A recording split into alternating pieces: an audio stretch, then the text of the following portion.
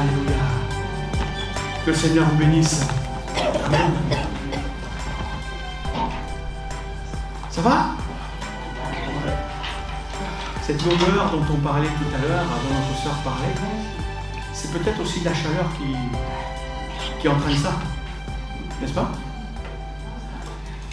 Il y a eu l'orage cette nuit. Donc voilà, ça a rafraîchi un peu. Qui aurait aimé être sous l'orage? Non? Alors qui veut chanter Seigneur ouvre les écluses des cieux? Pourtant, on chante. Est-ce qu'on voudrait être sous cette pluie qui tombe lorsque le Seigneur ouvre les écluses des cieux? On va peut-être prendre un parapluie pour se protéger. En tout cas, que le Seigneur vous bénisse ce matin. Le Seigneur est présent dans ce lieu et il veut continuer son œuvre dans vos cœurs et dans vos vies. Et ce matin, je vous salue tous dans le nom de notre Seigneur Jésus-Christ, plus particulièrement Vincent Goury avec son épouse qui nous a apporté cette parole tout à l'heure, et puis leurs fils, leurs 4 fils, presque comme nous, hein.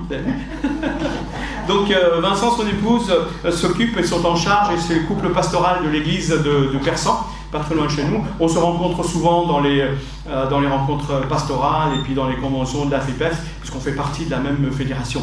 Donc c'est une joie de vous accueillir ce matin et de vous avoir parmi nous. Que le Seigneur vous bénisse. Et puis y a-t-il d'autres personnes qui nous visitent ce matin pendant ces temps de congé? Bon, ce sont les nôtres qui sont partis visiter les autres, qui sont en congé en vacances. Que Dieu les bénisse et les ressources aussi. Amen. Alors ce matin, je vais continuer un peu avec ce que j'avais déjà apporté un mercredi pas de la semaine dernière. Pas la semaine dernière c'était notre temps de prière, mercredi d'avant, et puis ce que Adam aussi avait apporté. C'était à propos de quoi? La victoire. La victoire. Et ce matin, j'aimerais aussi continuer dans ce domaine du combat spirituel. Non? Votre ennemi, c'est qui? C'est le diable. Alors le combat, il est dans le domaine spirituel. Donc voilà, dans le domaine spirituel. Et c'est un domaine où la plus grande partie est expérimentale. Qu'est-ce qu'il veut dire? Expérimentale. Parce que ce sont des réalités dont la Bible nous parle, hein, le combat spirituel, et il nous donne des principes. Mais l'expérience individuelle, lorsqu'on vit ces choses, la façon dont on vit ces réalités, ça arrive parfois où, en racontant notre expérience, on peut facilement créer une doctrine. Une doctrine ou créer une nouvelle croyance. À ce moment-là, on n'attire plus les regards sur le Seigneur, on attire les regards sur soi. Non? Donc, il est utile de clarifier un peu les bases bibliques à ce propos, afin de ne pas se laisser surprendre par tout ce que l'on pourrait entendre. Et des uns et des autres, ça circule beaucoup sur le net. On est arrivé dans une période depuis quelques années où l'on parle beaucoup de combat spirituel. Mais chacun parle dans tous les sens. Donc c'est important. Et je vais essayer d'être quand même assez pratique ce matin. Donc avant de lire le texte, je vais essayer de vous faire un peu deviner ce dont on va parler. Le texte que nous allons lire se trouve dans Éphésiens au chapitre 6. Les versets 10 à 17 plus particulièrement. Quel est le rapport avec le combat spirituel dans ce texte? L'armure, les armes, effectivement. Lorsqu'on parle de combat, lorsqu'on parle de ce texte, qui ne connaît pas ce texte? Depuis tout petit, même dans les écoles du dimanche, on nous apprenait, on faisait des dessins, etc. Avec l'armure, le casque, la cuirasse, la ceinture, les chaussures, l'épée, le bouclier. Mais ce n'est pas de ça dont je veux parler. Parce que tout le monde sait ça. Tout le monde connaît. Vous allez dire, oui, Éphésiens 6, l'armure, on en a tellement entendu parler, etc., etc. Mais comment parler de ce texte dans le domaine du combat spirituel? Souvent dans le combat spirituel, comme je disais, on attire plutôt les regards sur soi. N'est-ce pas? Alors, je vais d'abord vous montrer le titre, effectivement, comme ça vous saurez, et puis après, nous lirons le texte ensemble. Les stratégies du diable dans le combat spirituel. Lorsqu'on se livre à un combat, on veut y aller tête baissée, on fonce, sans connaître l'adversaire et sa stratégie. Parce Parce que si vous connaissez la stratégie de l'adversaire, vous serez plus efficace dans le combat. Même si vous avez les meilleures armes, si vous ne connaissez pas la stratégie, vous risquez fort de perdre. Donc lisons ce texte ensemble. Pour conclure, dit Paul, donc puisqu'il finit son chapitre, c'est le dernier, il finit son épître, c'est le dernier chapitre, et c'est les derniers versets. Donc pour conclure, puisez votre force dans le Seigneur et dans sa grande puissance. Revêtez-vous de l'armure de Dieu afin de pouvoir tenir ferme contre les ruses du diable. Car nous n'avons pas à lutter contre des êtres de chair et de sang, mais contre les puissances, contre les autorités, contre les pouvoirs de ce monde des ténèbres, et contre les esprits du mal dans le monde céleste. C'est pourquoi, donc conséquence, puisqu'on va combattre ces puissances-là, c'est pourquoi endosser donc l'armure, Paul le redit, endosser l'armure que Dieu donne afin de pouvoir résister au mauvais jour et tenir jusqu'au bout après avoir fait tout ce qui était possible. Tenez donc ferme. Le nombre de fois où Paul va dire ça. Tenez donc ferme. Ayez autour de la taille, maintenant il développe ce que c'est que cette armure, en quoi ça consiste, ces armes de Dieu. Ayez donc autour de la taille la vérité pour ceinture, et revêtez-vous de la droiture en guise de cuirasse. Ayez pour chaussure à vos pieds la disponibilité à servir la bonne nouvelle de la paix. Et en toutes circonstances, saisissez-vous de la foi comme d'un bouclier avec lequel vous pourrez éteindre toutes les flèches enflammées du diable. Donc prenez le salut pour casque et l'épée de l'esprit, c'est-à-dire la parole de Dieu. Amen. Donc Paul avait commencé en expliquant contre qui, en fait, nous ne sommes pas censés nous battre, avant de nous dire contre qui nous allons nous battre. Souvent on cherche qui dont on doit se battre. Non, d'abord il faut que tu saches contre qui tu ne dois pas te battre. Parce que sinon, tu risques de taper n'importe où, n'importe quand, de faire du mal à tout le monde. Donc, nous n'avons pas à lutter contre la chair et le sang. Mais, en lisant cela, il ne nous dit pas encore contre qui nous devons lutter. N'est-ce pas? Donc, il commence par dire que l'on n'est pas censé lutter contre la chair et le sang. C'est-à-dire, contre nos semblables. Hein. Mais ensuite, il va nous expliquer contre quoi nous devons lutter. Donc, on pourrait croire que si nous n'avons pas à combattre contre la chair et le sang, c'est-à-dire nos frères et sœurs, nos semblables, les êtres humains, dans leur personne, nous avons à combattre contre quelque chose qui est invisible. Non? Mais pas exactement. C'est pas exactement ce que Paul dit. Il fait une petite énumération. Il dit que l'on doit combattre, que notre combat, c'est contre les puissances, contre les autorités, les pouvoirs de ce monde de ténèbres, contre les esprits du mal dans le monde céleste. C'est ces 4 formes d'adversité. Mais 4 formes d'adversité, en fait, Paul est en train juste de parler du même camp contre qui on doit se battre. Il y a 4 formes d'adversité qui se trouvent dans ce camp. C'est le camp de l'ennemi. Vous avez dans le camp de l'ennemi ceux qui sont sur le devant, ceux qui sont à pied, ceux qui sont à l'arrière-plan, ceux qui sont armés, ceux qui sont avec des chars, etc.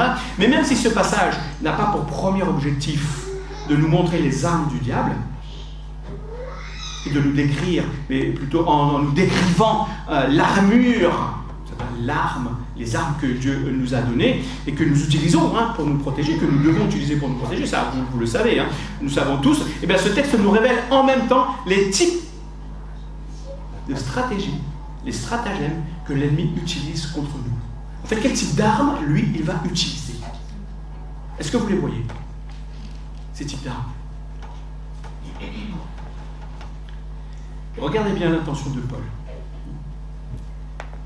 Paul, il dit, ce n'est pas, en fait, il n'est pas là pour nous dire dans ce texte comment le diable nous attaque. Mais en nous expliquant comment et avec quoi nous nous protégeons, eh bien, il nous donne des indices de comment on est attaqué, ou bien avec quoi le diable nous attaque. Par exemple, je vous donne un exemple. Si ma voiture a un problème, et que je vais voir un de mes amis, je lui emmène ma voiture, ça sous-entend quoi? Qu'il est capable de la réparer. Qu'il est capable de réparer. Qu'il a des compétences, qu'il a ce qu'il faut pour justement réparer ma voiture. Je n'ai pas besoin de vous dire ce que fait mon ami, ses compétences. Je vous ai simplement dit que j'ai emmené ma voiture chez cet ami. Vous en avez déduit qu'il a des compétences. C'est ce que Paul est en train de faire ici. Donc, nous devons aller un peu plus loin de ce que dit Paul. Donc, ce matin, j'aimerais que l'on puisse voir contre quoi on doit se protéger. Vous avez lu le titre, les stratégies du diable dans le combat spirituel. Donc Paul nous dit, vous devez avoir des sandales, mais il ne nous dit pas contre quoi. C'est une arme, mais c'est une arme contre quoi? Non, on ne sait pas contre quoi. Il nous dit pourquoi ça va nous servir, mais il ne nous dit pas contre quoi. Donc, vous devez avoir la ceinture, mais il ne nous dit pas contre quoi. Pour la cuirasse et le casque, c'est la même chose. Mais il va citer certains éléments qui nous permettent de savoir ce que l'ennemi fait lorsque moi, j'utilise cette arme.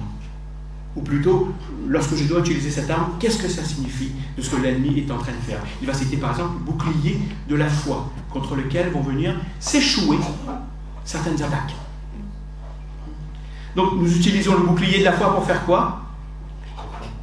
Pour résister aux flèches ou aux traits enflammés de l'ennemi. Donc, en regardant ce texte, on peut trouver 3 types d'armes que l'ennemi utilise. Bon, je ne dis pas que ce sont toutes les armes, c'est pas quelque chose, une liste exhaustive, mais dans ce texte, on peut en trouver 3 et voir comment est-ce que le diable nous attaque par rapport à ces armes. Donc, premièrement, les ruses. C'est ce que Paul dit au verset 11. Revêtez-vous de l'armure de Dieu afin de pouvoir tenir ferme contre toutes les ruses du diable. Oh là là. Premièrement, les ruses. Vous savez ce que c'est qu'une ruse? C'est ce terme qui est utilisé dans la Bible, qui est traduit. Donc, si je vous apprends à combattre, si je vous enseigne pour vous apprendre à combattre avec la parole de Dieu et à vous protéger, quelle arme est-ce qu'il va utiliser le diable? Eh bien, il peut utiliser la parole de Dieu, effectivement. Mais Paul dit que la première chose que l'ennemi va utiliser contre toi, ce sont les ruses. Littéralement, c'est le terme méthodéias. Ça vous parle, ce terme? Qu'est-ce que vous entendez dedans? Les méthodes. Il va utiliser des méthodes. Et méthode, c'est quoi? Une méthode, c'est un ensemble de démarches, des démarches réfléchies, ordonné de manière très organisée, de façon à atteindre un but bien particulier. En d'autres mots, c'est une stratégie ou un plan d'action stratégique. Lorsque vous voulez aller faire de la randonnée, vous déployez un plan stratégique. Vous vous équipez, vous essayez de regarder la topographie, qu'est-ce qu'il va vous falloir, vous pensez à prendre de l'eau, etc., à prendre une casquette si jamais il va faire chaud, à prendre des trucs contre les moustiques s'il y en a un petit peu partout. Ça, c'est votre stratégie. C'est votre démarche. Donc, n'oubliez pas ceci. La stratégie est une arme puissante dans le combat. Et avant même de se battre, ne cherchez pas les armes avec lesquelles vous allez vous battre. Non. Vous pouvez avoir une arme puissante, mais avec une stratégie faible, vous risquez de perdre le combat et perdre la bataille. Dans l'histoire des guerres, aussi bien des guerres terrestres que des guerres spirituelles, des gens avec des armes, des armes parfois lourdes, ont perdu le combat à cause d'une mauvaise stratégie. Parce qu'on regarde l'histoire, par exemple, les historiens rapportent qu'au cours de la Seconde Guerre mondiale, Hitler a perdu la bataille d'Angleterre, non pas à cause de ses armes, mais à cause d'une mauvaise stratégie. Il faut lire ça dans les livres d'histoire. La stratégie, c'est une arme en soi. Elle est une arme puissante dans le combat spirituel aussi. Imaginez que vous devez, et ça, on le voit, je parle de ça parce que je fais partie j'aime les échecs. Il est bon de savoir à qui vous allez avoir affaire. Parce que lorsque vous savez à qui vous allez avoir affaire, vous allez connaître sa stratégie. Et en fonction de sa stratégie, vous allez déployer votre propre stratégie. C'est pareil dans le sport. Dans les sports, ça se joue à deux. Lorsque vous jouez au tennis, par exemple, si vous connaissez votre adversaire, vous savez qu'il a des points forts dans tel domaine, qu'il a des points faibles dans tel domaine. Et vous allez adopter votre stratégie en fonction de ça. Non? Oui. Exactement. Et bien, c'est exactement ce qu'il nous faut faire. D'abord, Vous pouvez avoir l'arme la plus puissante, la raquette la plus puissante, mais si vous avez une stratégie qui est faible, vous n'allez pas forcément gagner le combat. Donc, mais contre quoi est-ce que l'on se bat? Pas contre des malédictions. Parfois, dans le domaine du combat spirituel, on se dit oui, il y a plein de malédictions qui nous sont envoyées de droite à gauche. Ce n'est pas premièrement contre une malédiction. Vous vous battez premièrement contre une stratégie. Il y a une démarche donc dans toute stratégie. L'adversaire s'attend, lorsque toi, par exemple, qu'il va t'attaquer, que tu réagisses de telle façon. Par exemple, dans la boxe, lorsqu'on vous met un coup, ben celui qui donne un coup, il s'attend à ce que vous vous protégiez d'une certaine façon pour que lui vous donne un autre coup à un autre endroit. C'est ça, sa stratégie. Donc lorsque le diable attaque d'une certaine façon, il s'attend à ce que vous réagissez d'une certaine manière. Mais quand le diable vient nous attaquer, il a un plan B, il a même un plan C pour nous attaquer. Il déploie une stratégie et il espère que nous allons réagir de telle et de telle façon. Parce qu'il nous connaît parfois mieux que nous-mêmes. Il nous observe jour et nuit. Il nous observe depuis que l'on est né. Il connaît notre comportement, ce que ça signifie. Sans pouvoir lire dans nos pensées, il sait ce qu'il peut y avoir dedans. Il sait nous suggérer certaines choses. Il sait qu'en attaquant sous tel angle, sous tel aspect de notre vie, cela va provoquer par exemple de la colère chez nous, des compromis. Cela va m'entraîner dans le compromis, dans du mensonge, dans des calomnies, dans des mauvaises pensées, ou même un mauvais comportement. Donc, cette ruse s'appelle aussi la tentation. Puisque l'adversaire te connaît, il sait que tu vas réagir de telle et telle façon, donc il va te suggérer telle ou telle chose pour t'entraîner dans la mauvaise direction et pour te perdre. Donc ne négligez pas la stratégie. C'est une arme puissante dans le combat. Mais malheureusement, un bon nombre de chrétiens utilisent souvent une mauvaise stratégie. Une mauvaise stratégie pour contrer celle de l'adversaire. Ils se disent, puisque le diable nous attaque, c'est un combat, la première des stratégies, c'est souvent, on dit, c'est la prière dans le combat. Ce n'est pas toujours le cas. Ce n'est pas toujours le cas. Quelquefois, la stratégie, c'est de fuir. Paul va dire à Timothée, fuis les passions de la jeunesse. Sauve-toi loin de ça. Si le diable t'attaque dans tel ou tel domaine, si tu sais que ça va provoquer quelque chose, fuis, mets une distance entre toi et cette attaque. Quelquefois, la stratégie, c'est tout simplement offrir sa louange, offrir un sacrifice. Rappelez à un moment donné de son histoire, parce que vers la fin de sa vie, David a voulu dénombrer le peuple.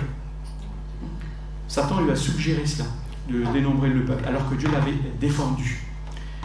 Donc suite à ça, Dieu va envoyer un châtiment, la peste. Dieu va dire à David, choisis, je te donne le choix entre trois châtiments. Et David dit, je préfère tomber entre les mains de Dieu que de tomber entre les mains de mes ennemis. Parce que Dieu lui disait, allez, je vais envoyer la sécheresse, la famine pendant un certain temps, il y aura de la famine. Deuxièmement, tes ennemis vont avoir le dessus sur toi pendant 3 mois, ou sinon je vais envoyer la peste. David dit, non, je préfère tomber entre les mains de Dieu. Il est un Dieu juste et compatissant plutôt que de tomber entre les mains de mes ennemis. Mais quelle a été la stratégie pour arrêter ce châtiment? Qu'est-ce que David a dû faire?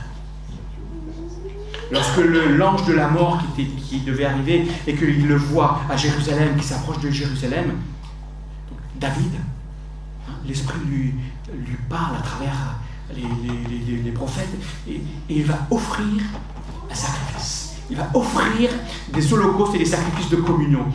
Mais quelque chose qui va lui coûter. Lorsqu'il va là où il doit offrir ce sacrifice, le propriétaire de là où il voulait l'offrir lui dit non, mais je te donne puisque c'est pour Dieu. David dit non, je ne donnerai jamais à Dieu quelque chose qui ne me coûte rien. Parfois, ça va te coûter quelque chose. Donc c'est d'offrir un sacrifice. Ensuite, il va invoquer Dieu. Et Dieu va se laisser fléchir et la clé va se détourner de Jérusalem. Ça, vous pouvez lire ça dans 2 Samuel, chapitre 4 et 1 Chronique au chapitre 22 aussi. Et puis, quelle a été la stratégie, par exemple, pour contrer les activités de Baal et de ses prophètes? C'est de restaurer l'adoration. Restaurer l'adoration dans ta vie, comme on l'entend ce matin. Restaure l'adoration. C'est une arme puissante. Puissante. Lorsque le peuple d'Israël allait au combat, bien souvent c'était les sacrificateurs et les prêtres, ceux qui jouaient pas de la trompette comme ça, mais du chauffard. Pas un chauffard, celui qui conduit. C'est une corne de bélier dans laquelle on soufflait, et c'était leur trompette de l'époque. Ils avaient aussi des trompettes retentissantes, ça faisait du bruit. C'était ça leur stratégie de combat. Et lorsqu'ils ont été pour attaquer Jéricho, lorsqu'ils ont tourné, juste en faisant ça, l'ennemi a été vaincu. Lorsqu'ils sont arrivés devant le Jourdain, ce sont le prêtre et le sacrificateur, ceux qui portaient l'arche, la gloire de l'Éternel. Dès qu'ils ont mis le pied dans le Jourdain s'est ouvert contre ces attaques-là. Restaure toutes ces choses-là. Fuis. Adore Dieu. Restaure la louange dans ta vie. Offre à Dieu quelque chose qui te coûte. Et en matière de stratégie, vous devez savoir que si vous avez tendance à riposter chaque fois qu'on vous attaque, vous allez entrer dans la stratégie de l'ennemi. Jésus nous apprend à ne pas réagir, mais plutôt à agir avec une nouvelle intention. Quand vous vous battez avec quelqu'un qui a l'habitude de se battre, sachez qu'il a prévu un deuxième coup lorsqu'il va vous donner un premier coup, comme je le disais tout à l'heure. Il a anticipé ce que vous allez faire. Quand le diable veut vous provoquer, il veut tout de suite derrière vous dire, t'as vu? C'est ça que tu appelles être un enfant de Dieu? C'est ça que tu appelles être un chrétien? Il est où ton témoignage chrétien dedans? Et si vous réagissez comme il a prévu, vous rentrez dans son jeu. Complètement. À ce moment-là, il vient. Il vous insulte. Il va vous provoquer. Il va se dire, allez, je vais lui faire perdre le contrôle de soi. Et une fois qu'il est tombé dans ce jeu, maintenant je peux le déstabiliser. On utilise aussi, dans certains sports de combat, en judo, etc., on utilise la force de l'autre pour le déstabiliser et le faire tomber. C'est ce que le diable fait souvent. Il vient vous attaquer et dès que vous essayez de contrer, il vous renverse. Ça, c'est sa stratégie. Il s'attend à une réaction, donc ne réagissez pas. Et ça, comme je vous disais, Jésus nous apprend justement comment faire. Il a appris à ses disciples en leur disant, si on te gifle sur une joue, qu'est-ce que tu vas faire? Ne pas tomber dans le jeu de l'adversaire en disant, ouais, tiens, je t'en colle une aussi, moi, tu vas voir. Qu'est-ce qu'il dit, Jésus? Tends-lui l'autre jour. Ah, vous avez peur de le dire, hein? Parce que vous avez peur que je vous mette une gifle ce matin. Vous avez peur de dire... Ouais. Ne tombez pas dans le jeu de l'adversaire. Entraînez-le plutôt, comme je le disais mercredi dernier, entraînez-le sur votre terrain, là où vous êtes fort. Parce que les ruses de l'ennemi sont déjà une arme. Le diable ne vient pas pour attaquer de manière improvisée. Jamais. Le diable ne fait pas du pugilat, comme Paul va le dire. Même nous, lorsque nous menons un combat, ne tapons pas n'importe où, n'importe comment. Le diable, lui, il a un plan.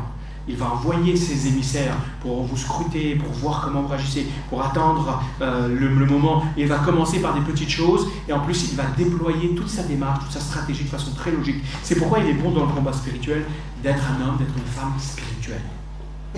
Pour mener un combat spirituel, il faut être spirituel. N'est-ce pas? Donc un homme né de l'esprit, un homme qui est capable d'être conduit par l'esprit, qui se laisse conduire par l'esprit et qui est sensible lorsque l'esprit te dit non, pas comme ça, fais attention à ceci, marche plus là, avance plutôt comme ça. Suis les injonctions de l'esprit dans ce combat. Ne réagis pas parce que lui, etc. Sois sensible à cela. Notre exemple, toujours du Seigneur. Après son baptême, Jésus a été où? Il a été conduit par l'Esprit dans le désert. C'est pas Satan qui l'a emmené dans le désert. Et Satan l'a tenté plusieurs reprises. Mais quand Jésus, mais pas n'importe quand, Satan l'a tenté. Il l'a tenté quand pour la première fois? Qu'est-ce qu'il lui a dit? Au bout de 40 jours. Pourquoi il l'a tenté à ce moment-là? Parce que la faim commençait à arriver. Ne mangez pas pendant un certain temps. Lorsque vous jeûnez, peut-être le premier jour, le deuxième jour, ça va aller. Au bout du troisième jour, vous allez voir ce qui va se passer. Votre ventre et vos pensées vont se focaliser. Surtout s'il y a quelqu'un qui est en train de faire à manger à côté, qui a une bonne odeur qui arrive. Vous avez ouvert la fenêtre, il y a votre voisin aussi qui est en train de cuisiner un bon plat, ça vient à vous. Alors là, le diable va vous dire sans ça. N'est-ce pas? Donc là, Jésus avait faim. Et le diable vient et lui dit, mais puisque tout est possible à toi, le diable reconnaît qui est Jésus. Il sait qui est Jésus. Il sait de quoi il est capable. Il dit, puisque tu es le Fils de Dieu, etc. Alors transforme ces pierres en pain, puisque tu as faim. N'est-ce pas légitime? Jésus ne va pas se laisser embarquer dans cette stratégie du diable. Il ne va pas rester sur cette pensée de transformation. Il va se focaliser plutôt, est-ce que c'est utile, est-ce que c'est opportun, est-ce que ça plaît à Dieu? Est-ce que je suis en train de rendre gloire à Dieu dans ce que je suis en train de faire?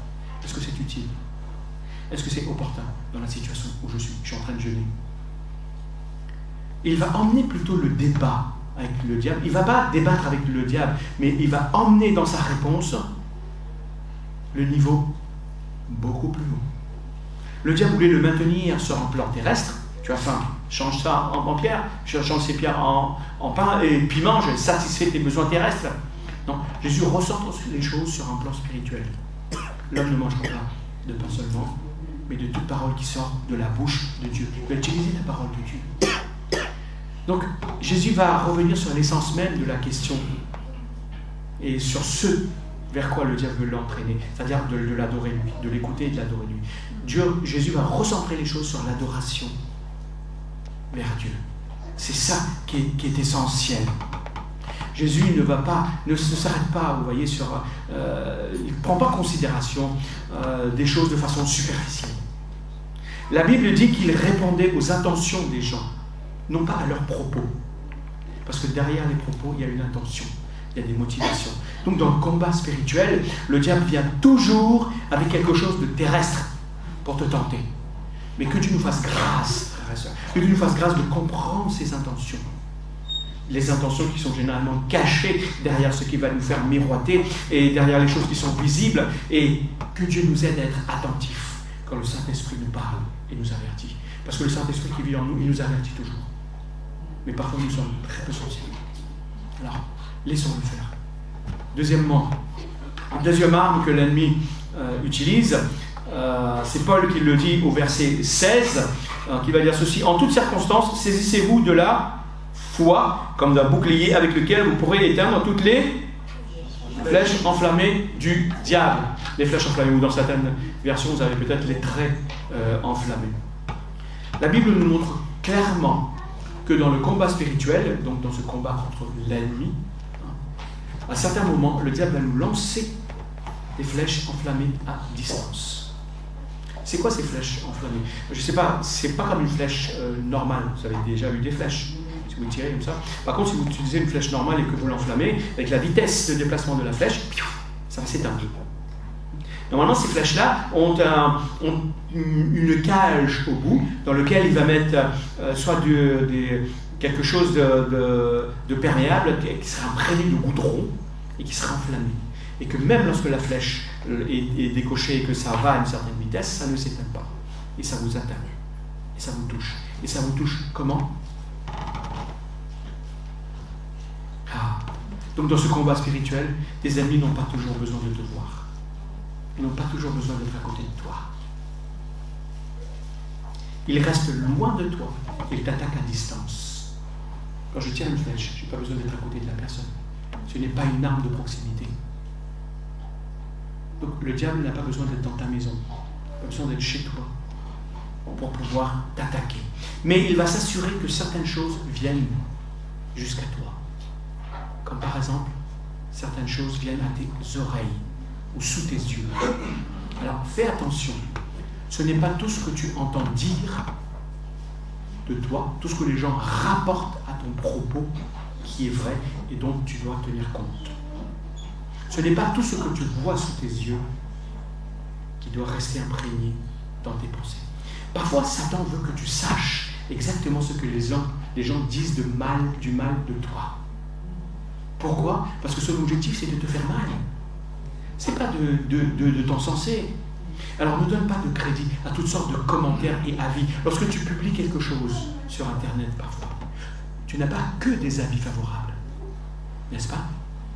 Alors ne tiens pas compte de ces choses-là. Ne tiens pas compte de ces choses-là. Certaines personnes le font avec de mauvaises intentions. Ils veulent te faire du mal ou te causer du tort. Dans ce cas, n'y prends pas garde. N'y prends pas garde. Bouclier de la foi, c'est pour te protéger. Prends juste ce bouclier et là, tu seras protégé. Seigneur, ma confiance est en toi, pas dans ce que j'entends. Ma confiance est en toi, pas dans ce que je vois. Je ne veux pas considérer ces choses-là. Et c'est quoi ces attaques, encore une fois, à distance? Ça peut être encore une fois des propos mensongers. À ton insu. Qui n'en a jamais eu? Qui n'en a jamais entendu? Un collègue. Il ne va pas venir vous le dire directement, il va en parler à quelqu'un d'autre, cette l'autre personne va vous le rapporter. Rares sont les personnes qui vous disent en face de quoi les mauvaises choses qu'ils pensent de vous. Généralement, ils utilisent les autres. Et ils savent très bien le circuit qu'ils doivent prendre pour que ça arrive jusqu'à vous. Ils le font à distance. Ça peut être donc des commérages, des racontards, des calomnies. Parfois, ça peut être des malédictions. Ouais. Donc, des insultes. Ce ne sont pas des personnes qui t'attaquent, contre qui tu dois te retourner. Mais c'est le diable qui utilise ces personnes dans sa stratégie pour t'envoyer des traits enflammés à distance. Chaque fois que l'ennemi veut t'atteindre, chaque fois, eh bien, il n'enverra pas forcément quelqu'un pour te serrer la main, pour te dire que tu es quelqu'un de bien. Il va utiliser ses flèches à distance pour te déstabiliser. Ça, c'est une chose. Et dans l'autre sens, c'est aussi valable. Ne te laisse pas utiliser par le diable pour ces choses.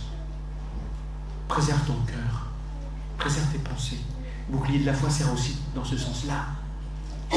Pour que toi, tu ne deviennes pas un instrument entre ses mains.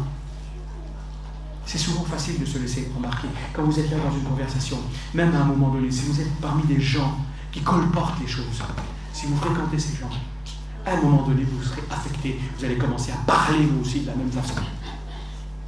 Les proverbes disent, fais attention qui tu fréquentes. Relisez le psaume 1er.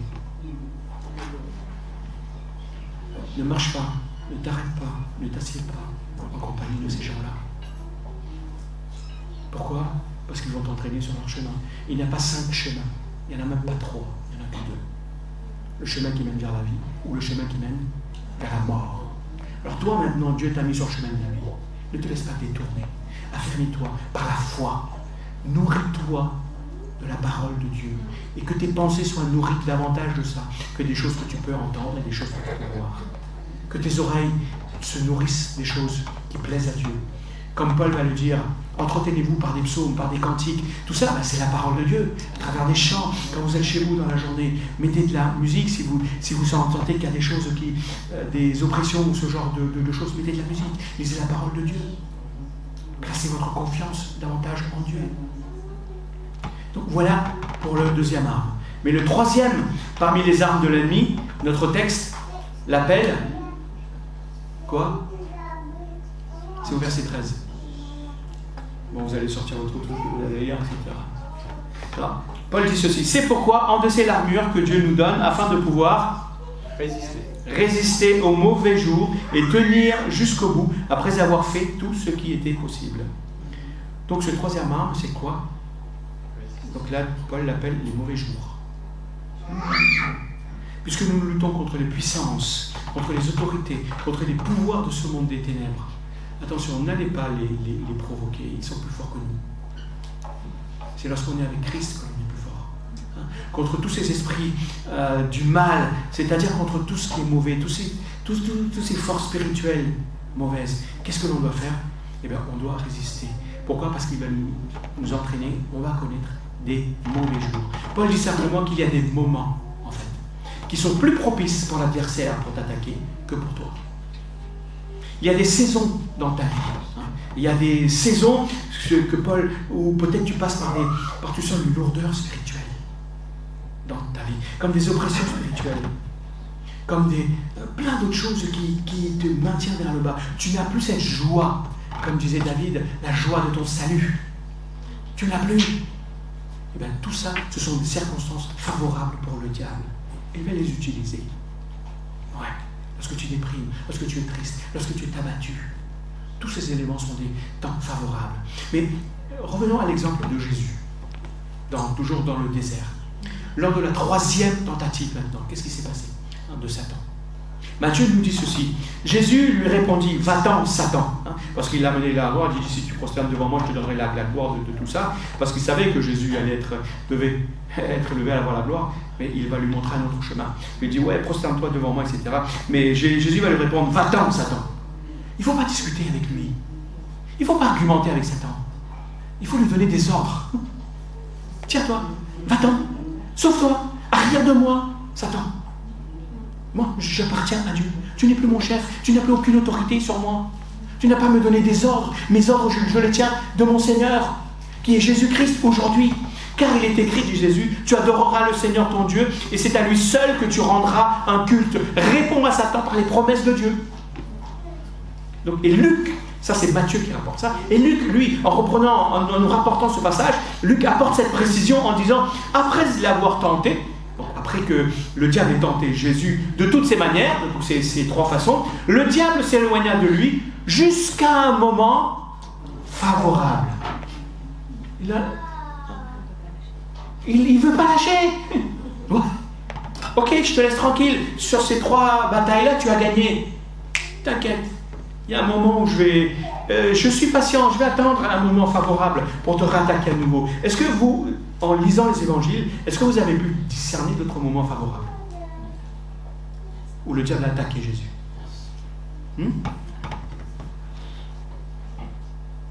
Très souvent, dans le combat, on est fragile après une victoire. Vous connaissez ça? Alléluia! Merci Seigneur! Et bing! Et on t'attaque sur les flancs. Ou dans l'eau. Parce que lorsque tu as une victoire, tu as tendance de croire que c'est bon, l'ennemi est fini, il est à terre, et que tout est tranquille pour toi. Non, ce que Paul explique, c'est pour ça que Paul dit, afin de pouvoir résister aux mauvais jours et tenir bon jusqu'au bout. Jusqu'au bout.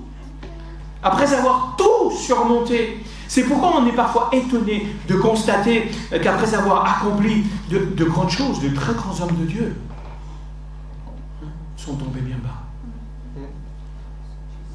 Ouais. Même Élie.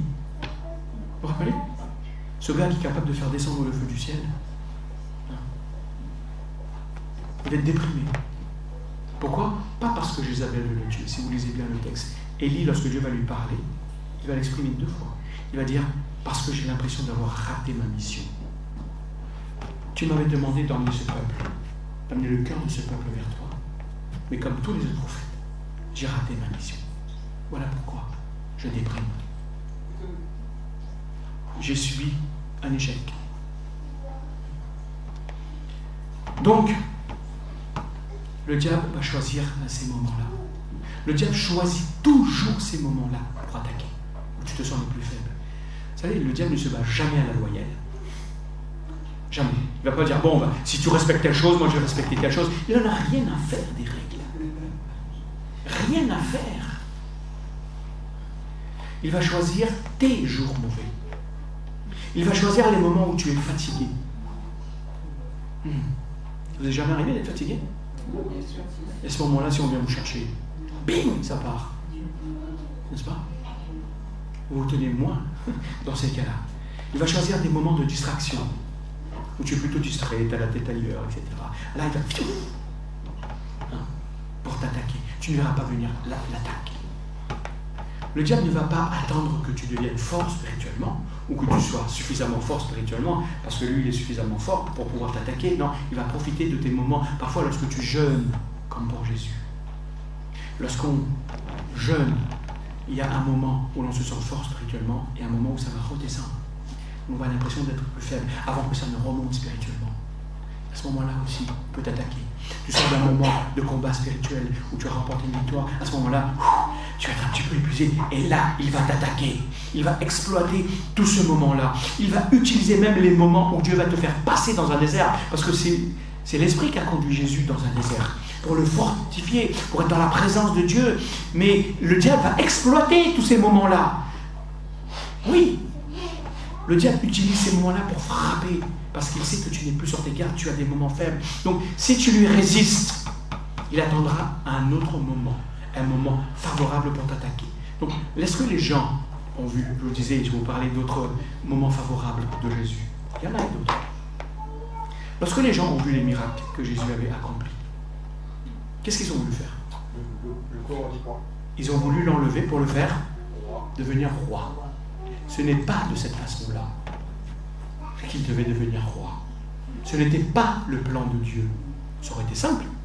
Oui, Je suis venu, moi le roi, pour que le peuple me reconnaisse comme leur roi. Et bien là, ils veulent m'élever. Quel bon moment. C'est un moment favorable, n'est-ce pas? Mais Jésus ne se laisse pas avoir par tout ça. Il a du discernement. Il voit au-delà des apparences. Lorsque les gens sont venus lui proclamer pour être roi, qu'est-ce que Jésus a fait? Il s'est retiré tout seul à la montagne. Il a fui. Vous allez me dire, oh, c'est un lâche. Non. Il sait quelle stratégie adopter à ce moment-là. Il est parti sur la montagne. Et généralement, lorsqu'on parle de se retirer sur la montagne, c'est pour faire quoi? C'est pour prier. Exactement. Donc, mais ce n'est pas simplement lorsque tu as des problèmes ou que tu es faible que le diable t'attaque, comme je le disais tout à l'heure. Les temps propices du diable, c'est aussi les temps lorsque tu as réussi dans quelque chose, lorsque c'est des moments de gloire. Là, à ce moment-là, tu contrôles moins les choses. Ta garde est baissée. Tu es sollicité de partout. Ouais, comment ça s'est passé? Ouais, raconte-nous ton témoignage. Ah ouais, mais là, ça t'encense un petit peu. Ouais, j'ai fait ça, j'ai réussi ça. Ouais, tu étais avec moi, bien sûr. Voilà, vous avez vu comment j'ai fait descendre le feu du ciel? Oh, génial. Voilà, ouais, je vais aller prêcher au monde maintenant. Bam! Et il t'attaque tout de suite derrière, alors que tu te crois fort. Et Paul lui dit que celui qui se croit fort prenne garde, parce que c'est à ce moment-là qu'il peut tomber aussi. Donc, ce sont des temps, toutes ces choses-là, ce sont des moments, ce sont des moments où l'adversaire déploie sa stratégie. Une stratégie bien conçue. Et c'est ce temps favorable que Paul appelle les mauvais jours. Donc, est-ce que vous êtes qui est en train de passer par des mauvais jours? Ne levez pas la main. Je vous pose simplement une question pour que vous puissiez sonder votre propre cœur. Sonder votre propre situation. Donc, je prie le Seigneur qui vous aide dans ces mauvais jours. Pourquoi? Parce que Jésus est déjà vainqueur. Il a déjà remporté la victoire. Et si vous vous confiez en lui, si vous placez votre confiance en lui, votre foi en lui, la victoire vous appartient. La victoire est déjà acquise, elle est déjà à vous. Il suffit de la saisir, cette victoire. C'est dans ce sens-là que Paul dit, vous êtes plus que vainqueur. Parce que la victoire vous a déjà été acquise, vous n'avez rien dans ce sens à faire pour cette victoire, si ce n'est de placer votre confiance en Dieu, de vous confier en lui et d'aller chercher cette victoire. C'est comme si vous avez couru, vous avez fait un exploit, donc lors d'une compétition, vous recevez cette coupe. Vous recevez un gros chèque qui va avec. Vous emmenez ça à la maison. Et là, vos enfants vont dire « Waouh, super, ouais, c'est moi qui suis vainqueur, nous on a gagné !» Et votre femme va dire « Ouais, super, le chèque, bien, on va pouvoir faire plein de choses. » Qui vont profiter de tout ça? Votre maison, voilà ce que Jésus a fait. Il a déjà remporté toute la victoire. Alors confiez-vous en lui. Mais comment résumer tout ça maintenant? Très simplement. Donc je vais essayer de récapituler, faire un petit peu... faire un amalgame de tout ça. Premièrement, concernant les ruses des adversaires, dites-vous qu'ils ne sont pas isolés. Il n'y en a pas qu'un qui vous attaque. Parce qu'il vous attaque. Il n'y en a pas qu'un qui vous attaque de devant. Il y en a qui vous attaquent de devant, sur les côtés, de derrière, de partout. Ils attaquent avec une stratégie. Mais que cela ne vous fasse pas peur. Soyez pas effrayés. Autant nous devons concevoir nous-mêmes une stratégie dans la prière, dans notre marche chrétienne au quotidien, autant l'adversaire, lui aussi, évidemment, il adopte une stratégie pour nous faire tomber dans notre marche, pour diminuer notre vie de prière, notre consécration, notre service, notre ministère, tous ces genres de choses-là, il va essayer de le faire diminuer. Il y a une image que j'aimais bien, je ne sais pas si vous connaissez ce recueil, le premier recueil Jamais éternel, il était vert. Et un des chants qui s'appelait En Christ nous avons la victoire, il était illustré, vous aviez un petit gars avec sa guitare et vous avez plein de super gars autour de lui là qui étaient comme ça pour lui faire peur. Lui il était là avec sa guitare et il chantait et ce chant que l'on chantait, oui, nous avons la victoire, avec Dieu nous ferons des exploits, car c'est lui seul qui écrase l'ennemi. Chantons et crions la victoire. Christ est roi. Bon, on ne va pas prendre tous les refrains, mais vous connaissez tout ce chant. Voilà ce chant. Christ est déjà roi, il est déjà remporté la victoire. Que vous soyez là tout seul, avec l'ennemi tout autour de vous, vous êtes vainqueur. Amen. Ça c'est génial, ça. Donc, voilà, même si nous sommes entourés, d'ennemis, la bonne nouvelle, c'est que Dieu est avec nous. Et il nous permet, autant dans le domaine physique que dans le domaine spirituel, de remporter la victoire. Dans le domaine physique, c'est lorsqu'on est fatigué, lorsqu'on est accablé, lorsqu'on ce genre de choses. Mais comment Dieu nous permet d'avoir cet avantage? Vous savez que vous ne verrez pas toujours votre ennemi. Vous n'aurez pas toujours arrivé. Vous n'aurez pas toujours des visions. Dieu ne va pas vous donner des visions. Dieu ne va pas vous avertir par des prophéties. Les moyens naturels que vous devez utiliser, comme Jésus. Comme je le disais tout à l'heure, lorsque Jésus dit, lorsque vous frappez sur une joue, tendez l'autre. Quelle est cette arme? L'arme de l'amour. Vous répostez avec ça. L'arme de la justice, l'arme de la vérité.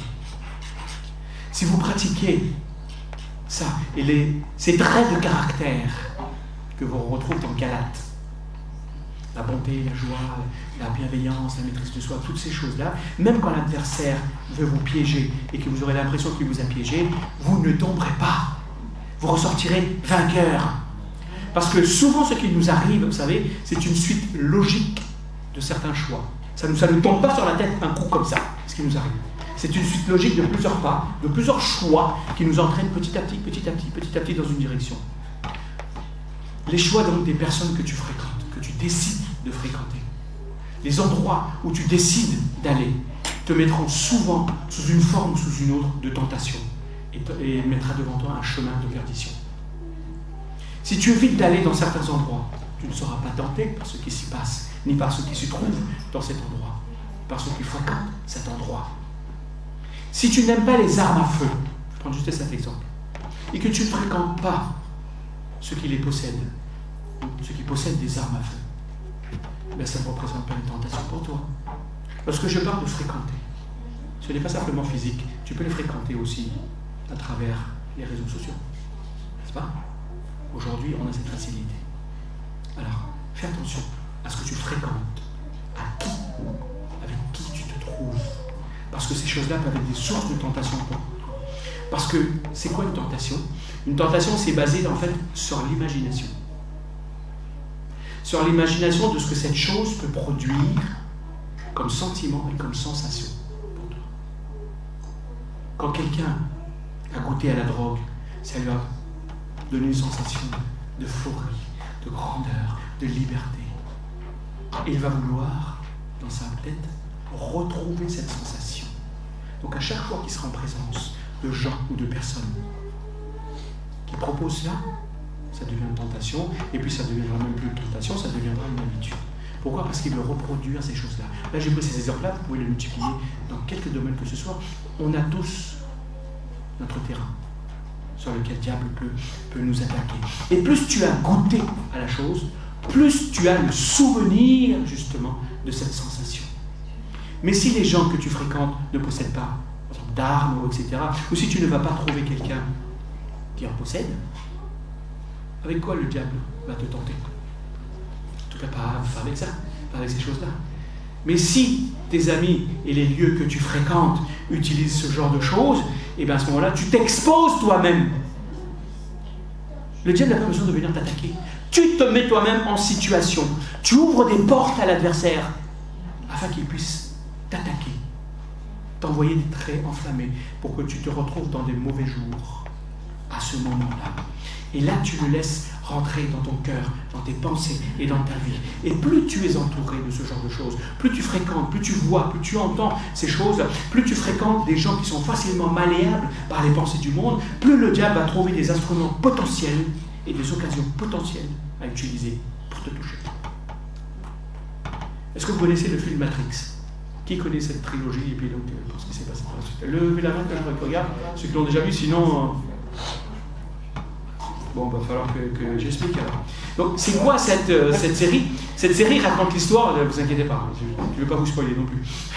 La série raconte l'histoire dans laquelle, si vous voulez, l'intelligence artificielle a ouvert la voie à une race de machines, de machines conscientes d'elles-mêmes, et ces machines vont emprisonner les êtres humains et vont les utiliser comme source d'énergie, et ça, ils vont créer tout un système de réalité virtuelle dans laquelle ils veulent emprisonner les gens. Donc c'est ça la matrice. Donc le personnage principal, comment il s'appelle? Neo. Néo, c'est nouveau. Non? C'est le nouveau. Lui, dans cette trilogie, c'est l'élu. Attention. Il y a beaucoup de références à des choses bibliques dedans. Lui, c'est l'élu, donc Néo. Il va se livrer à un combat contre son ennemi juré, qui s'appelle comment? Qui sera personnifié dans la personne... comment il s'appelle? L'agent Smith. Et comment il est habillé? Comme un gars du FBI, vous savez, les Men in Black. Costume noir, cravate noire, chemise blanche, avec les lunettes noires. En fait, on ne peut pas le reconnaître. Pourquoi? Parce que ce personnage a la faculté de prendre l'apparence de n'importe qui. N'importe qui. Donc, tant que cette personne est dans la matrice, dans ce système virtuel, l'ennemi de Néo peut être n'importe qui. N'importe qui. Et c'est exactement ce qui se passe. C'est exactement ce qui se passe. Quand tu es dans la stratégie du diable, n'importe qui ou n'importe quoi peut devenir un instrument et un canal pour t'atteindre, pour te toucher, tant que tu restes dans son terrain. Donc les évangiles nous enseignent cette réalité. C'est ce qui est arrivé à Pierre. C'est Pierre qui a eu une des plus grandes révélations. Lorsque Jésus lui a dit « Est-ce que tu sais qui je suis? Qui dis-tu que je suis ?» Mais bien sûr, tu es le Christ, loin, le Fils du Dieu vivant. Mais Pierre, c'est pas toi-même que tu as vu ça, c'est mon Père qui te l'a révélé. Quelle révélation? Révélation de qui est Jésus? Mais quelques instants après, vous pouvez lire quelques versets après, Jésus va expliquer à ses disciples, justement, suite à ça, qu'il va mourir et qu'il va ressusciter le 3e jour. Et qu'est-ce que Pierre va faire? Non, Pierre ne va pas le renier avant ça, même avant ça, tout de suite après, là. Et Pierre va le prendre à part, il va lui faire des reproches, il va lui dire attends, que Dieu t'en préserve, Seigneur, cela ne t'arrivera pas. En gros, on sera là pour te protéger. Ça ne t'arrivera pas, ça ne doit pas t'arriver. Et Jésus va tout de suite percevoir la stratégie du diable derrière. Et Jésus va lui répondre, Pierre, arrière Satan. Vous voyez que Jésus ne s'adresse pas à Pierre. Il s'adresse à Satan. Arrière Satan, éloigne-toi de moi. Ça veut dire quoi? Ça veut dire que ce n'est pas Pierre le démon. Pierre n'était pas possédé par un démon non plus. Mais c'est l'influence qu'il y avait derrière. Il était devenu un instrument que le diable a utilisé, un instrument très proche de Jésus. Et Pierre s'est cru fort après cette révélation qu'il a eue. Il s'est dit, bon, tout ce que je vais dire maintenant, ça va être parole d'évangile, ça va être une parole de révélation. Oh Pierre, calme-toi. Je lui ai dit, Pierre, je discerne derrière tes propos la voix de l'ennemi. Moi, je le vois. Il t'a utilisé dans un moment où tu te sentais le plus fort pour essayer de me détourner de ma mission, c'est-à-dire d'aller mourir à la croix. Non, ça ne marche pas comme ça. Je t'entends bien, Pierre, toi, mais je vois derrière que le diable t'utilise. Et d'ailleurs, Jésus, plus tard, il va prier, il dit, Pierre, je sais que le diable va vous utiliser, il va essayer de vous cribler, mais moi, je prie pour vous. Et je prie pour vous aussi, pour que vous puissiez tenir ferme. Frères et sœurs, demandons à Dieu de nous rendre davantage sensibles, afin de percevoir derrière telle ou telle chose, derrière telle ou telle stratégie, derrière telle ou telle pratique, ce que le diable est en train d'essayer de faire pour nous attaquer. Il ne s'agit pas d'haïr les personnes qui sont des instruments, mais de comprendre ce que l'ennemi tente de faire pour ne pas tomber dans son piège. Que Dieu nous donne un esprit de discernement pour ne pas tomber dans ce type de travers, dans ces pièges. L'ennemi a des armes, donc les ruses, les traits enflammés, les attaques à distance. Les traits enflammés peuvent même influencer ta forme de prière. Comment? Au lieu de prier pour l'essentiel, il peut t'entraîner à prier pour n'importe quoi. Il va essayer de te distraire. Tu deviens distrait dans la prière. Pourquoi? Parce qu'il y a en fait deux formes de distraction. Vous les connaissez? La distraction active et la distraction passive. C'est quoi la différence entre les deux? Eh bien, il y a la distraction qui consiste à détourner ton attention par rapport à ce qui est l'essentiel, par rapport à ce que tu dois faire. Donc, c'est la distraction passive, là. C'est-à-dire que tu te disperses dans tes pensées, tu te disperses dans ce que tu es en train de faire. Ce qui doit occuper normalement ton attention, principalement sur le moment où tu le fais, eh bien, tu es distrait et tu te disperses. Mais ce que l'on appelle la distraction active, c'est quoi? C'est quand tu es concentré sur quelque chose, mais sur la mauvaise chose. Tu donnes toute ton attention sur une chose qui ne vaut pas la peine. Tu te livres un combat qui ne t'appartient pas, qui n'est pas ton combat. Donc, si c'est le combat dans lequel le Seigneur t'a emmené, tu remporteras systématiquement la victoire en Christ. Mais si ce n'est pas ton combat, Dieu ne promet pas qu'il va te donner la victoire. Vous vous rappelez de ça, mercredi? Donc, le diable, il sait t'emmener à te concentrer sur les mauvaises choses et à t'entraîner dans des combats qui ne sont pas les tiens. Donc, ce sont là les traits enflammés et que le diable te lance aussi de loin. Mais nous avons aussi des mauvais jours, frères et sœurs. Chaque fois que tu passes dans une épreuve, même si cette épreuve est permise par Dieu, est voulue par Dieu, sache que le diable va essayer il va toujours essayer de trouver un temps favorable, un moyen pour en profiter, pour essayer de tirer quelque chose à son profit. Même si le Seigneur qui autorise ton passage dans le désert, le diable viendra te rendre une petite visite dans ce désert. Donc, toutes tes épreuves ne viennent pas forcément de l'ennemi. Toutes tes difficultés ne sont pas dues à l'ennemi. Mais le Seigneur ne te fait pas passer par des épreuves pour te perdre. Non, il te fait passer par des épreuves pour transformer ton caractère, pour t'affermir justement. Mais le diable cherche, lui, à en profiter pour te déstabiliser, pour te faire croire que pendant ces moments difficiles, Dieu ne s'occupe plus de toi, qu'il ne t'aime plus, qu'il t'a abandonné, que tu es un mauvais chrétien. Il va remettre le poids de la culpabilité, alors que Dieu t'a déjà libéré de tout ça. Toutes ces choses-là, il va essayer de le faire. Mais dans les mauvais jours, donc le groupe de louange peut revenir, mais dans les mauvais jours, ce sont des jours qui ne sont pas toujours des temps difficiles. C'est aussi le jour où tu vas réussir, tu vas te sentir fort, où dans ton travail, tout va fonctionner. Dans ta vie, tout sera merveilleux. Tu vas recevoir une prime, tu vas recevoir ceci, etc., etc., etc. Tous les jours qui sont aux extrêmes, vous voyez, ce sont des dangers. Ce sont des mauvais jours. Tenez bon dans les mauvais jours. Tenez bon. Et quand je vous parle de mauvais jours, il ne s'agit pas de jours littéral, de saison dans votre vie, d'une période de votre vie. Mais quand vous en avez beaucoup, quand vous sentez ça lourd, alors soyez encore davantage attentifs, redoublez de vigilance, parce que la guerre contre l'ennemi est toujours là. Donc, mais la bonne chose, c'est que lorsque tu comprends les stratagèmes de l'ennemi, vous n'allez pas avoir peur. Vous avez l'armure et vous savez comment l'utiliser au quotidien. Parce que c'est cette armure qui va vous garantir la victoire qui a déjà été acquise en Jésus-Christ. Amen. Je vous invite à prier quelques instants avant que nous partagions le repas du Seigneur. Les frères peuvent aller déjà se préparer. Donc si quelques-uns veulent aussi élever leur voix et demander à Dieu peut-être son aide, de le préserver dans ses combats, de le fortifier, et de lui permettre de discerner les attaques de l'ennemi et de ne pas tomber, alors profiter de ce moment pour invoquer le nom du Seigneur. Merci Seigneur.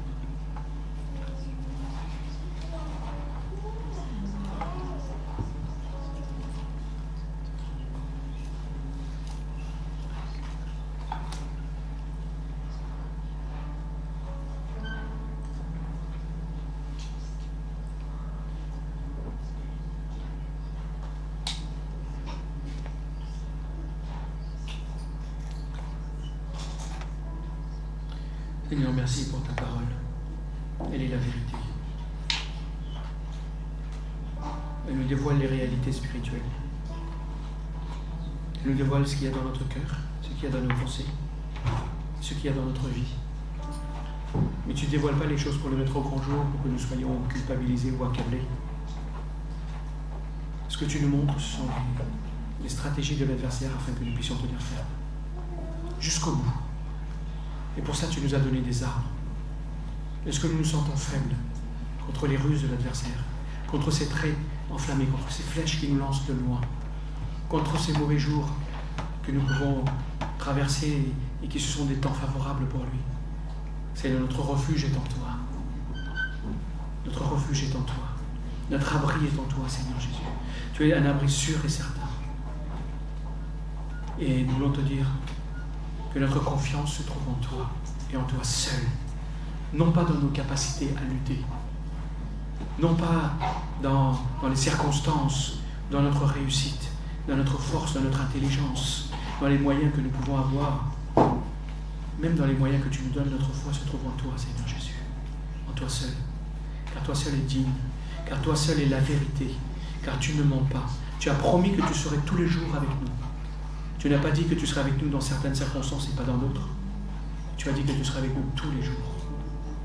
Alors fortifie mes frères, fortifie mes sœurs qui traversent, qui connaissent peut-être ces temps difficiles, ces temps favorables où l'ennemi peut-être redouble d'attaques contre ces flèches enflammées que l'ennemi envoie et qui fait du ravage et qui continue, une fois que la flèche est lancée, qui continue à faire du dégât.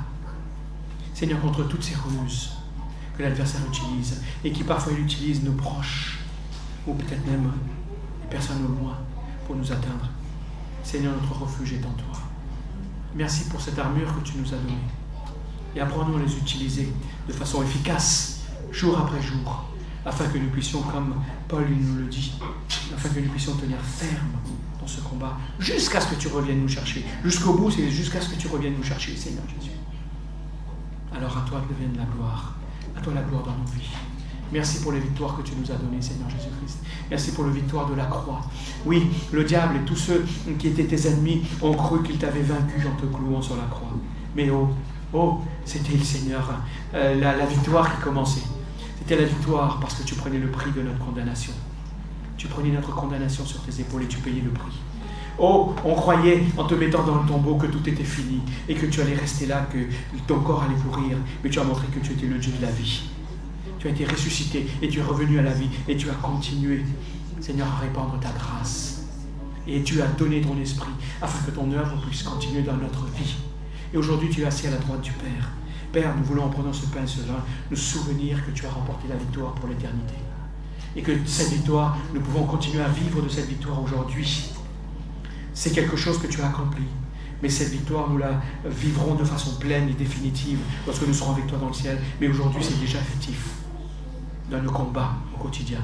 Tu ne nous as pas dit que nous n'aurons pas de combat, mais tu nous as rassuré de la victoire que nous pourrons remporter en ton nom. Alors merci. Fortifie-nous en prenant ce pain et ce vin, que nous puissions nous fortifier, placer notre confiance, non pas dans ce pain, ni dans ce qui sera distribué dans cette coupe, mais plaçons notre confiance dans la parole de Dieu et en Dieu lui-même, afin d'être fortifiés. Alléluia. Continuons à prier quelques instants.